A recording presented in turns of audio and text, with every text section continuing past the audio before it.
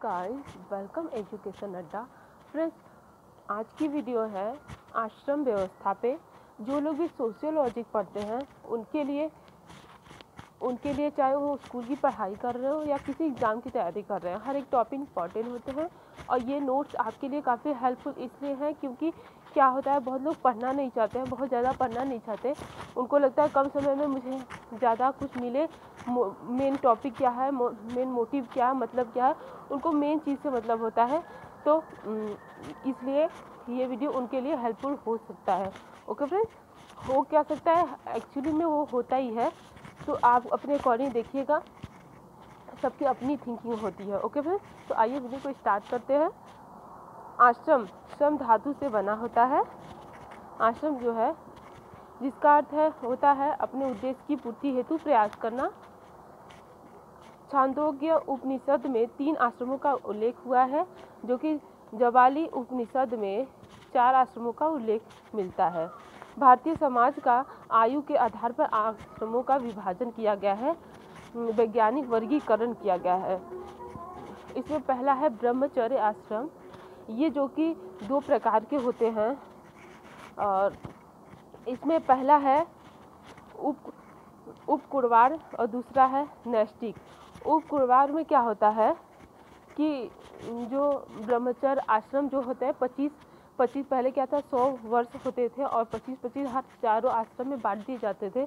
तो जो 25 स्टार्टिंग के ब्रह्मचर्य आश्रम था, वो जैसे ही 25 साल के होते हैं तो वो गृहस्थ आश्रम में प्रवेश करते हैं, यानी कि वो वहाँ से निकलते हैं और अपना परिवार को देखते हैं। शादी विवाह होता है, अपने परिवार के बारे में देखते हैं। लेकिन जो नैष्टिक होता है वो शादी विवाह नहीं करते हैं, ना ही वो कहीं जाते हैं। वह उसी जगह उसी आश्रम में रह के अपनी शिक्षा दीक्षा को आगे बढ़ाते हैं और सबको ज्ञान देते हैं। जो भी अभ्यर्थी आते हैं उनको अपने ज्ञान से अवगत कराते हैं, उनका मार्गदर्शन करते हैं। ओके फ्रेंड्स, दूसरा है गृहस्थ आश्रम। गृहस्थ आश्रम जो है कि उसमें अपने दायित्वों की पूर्ति करनी होती है। इसमें व्यक्ति को धर्म, अर्थ और काम पुरुषार्थ का पालन करना होता है। अपने जिम्मेदारियों के लिए धन का ग्रहण करना होता है, यानी कि परिवार को चलाने के लिए उनको कमाना पड़ता है।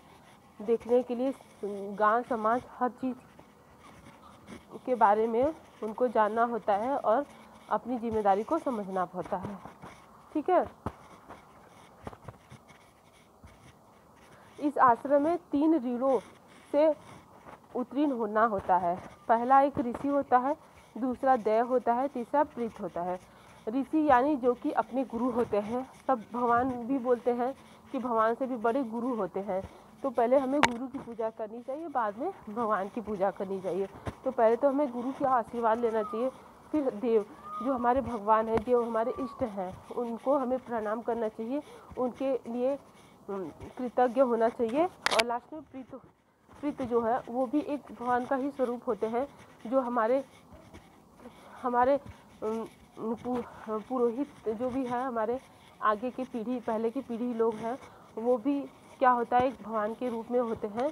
और अगर कहा जाता है कि अगर हमारे प्रीत खुश नहीं होते हैं तो उस घर में शांति बरकत कभी नहीं होती, इंसान सुख समृद्ध नहीं रहता, हमेशा घर में परेशानियां रहती है अगर हमारे प्रीत हमसे खुश नहीं है। तो इसलिए इस आश्रम में जो गृहस्थ आश्रम है, इसमें इन तीनों लोगों को खुश करना जरूरी होता है।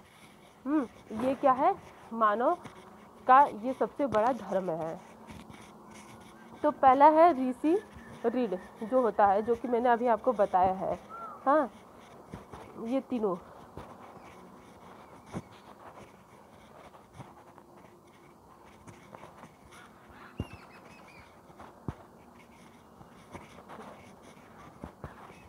अब नीचे देख लेते हैं वानप्रस्थ आश्रम। ठीक है, वानप्रस्थ का शाब्दिक अर्थ होता है वनों की ओर प्रस्थान करना।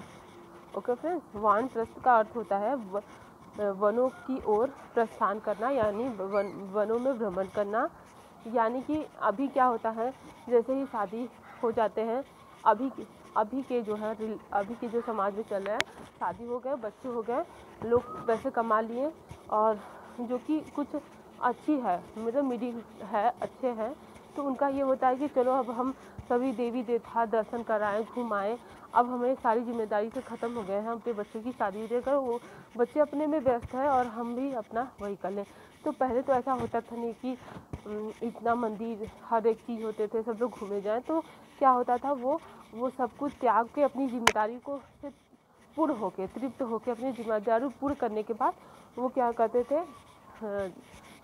वो जंगलों में भ्रमण करते थे और अच्छे कार्य, कल्याणकारी कार्य करते थे, उसमें भाग लेते थे। हाँ, यहाँ व्यक्ति नई पीढ़ी के मार्गदर्शन के रूप में कार्य करता था। व्यक्ति युवाओं को निःशुल्क शिक्षा प्रदान करता था, क्योंकि उनके पास काफ़ी ज्ञान हो गया था। हाँ, उनको अब कोई कार्य नहीं था। हाँ, उन्हें समाज की आर्थिक समस्याओं को कम करने उनका जो भी प्रयासरत करते थे वो करते थे, ये सब कार्य किए जाते थे। संन्यास आश्रम, संन्यास आश्रम जो कि लास्ट है, इसमें व्यक्ति घुमक्कड़ जीवन जीता था तथा लोगों से अपने अनुभव साझा करता था, जो कि 75 के बाद से होते हैं, 75, ठीक है, 75 के बाद, जो कि इसमें व्यक्ति जीता था अपने अकॉर्डिंग और लोगों को अपने क्या हुआ मेरे इतने दिन से जो भी इतने समय से बीता है अपने बारे में, व्यक्ति अपने मोक्ष की प्राप्ति के लिए प्रयत्न करता है। ठीक है, तो आइए जान लेते हैं आश्रम व्यवस्था का कुछ महत्व है। व्यक्ति में मानवीय गुणों का विकास होता है आश्रम व्यवस्था से। समाज को आर्थिक समस्याओं एवं बेरोजगारी का सामना नहीं करना पड़ता, यानी कि अगर आप शिक्षित रहेंगे तो आप कहीं भी रहेंगे, किसी भी स्थिति में रहेंगे, आप अपने परिवार का पालन पोषण कर सकते हो। ठीक है। तीसरा है, नई पीढ़ी को हमेशा मार्गदर्शन मिलता रहता है। सही सिंपल सी बात है कि अगर आपका मार्गदर्शन हुआ है तो आप अपने बच्चों का भी अच्छा ही मार्गदर्शन देंगे, लेकिन अगर आपको किसी चीज़ का नॉलेज ही नहीं है तो सिंपल सी बात है कि आप जो सीखे हो वही आप अपने पीढ़ी को, अपने बच्चों को भी सिखाओगे।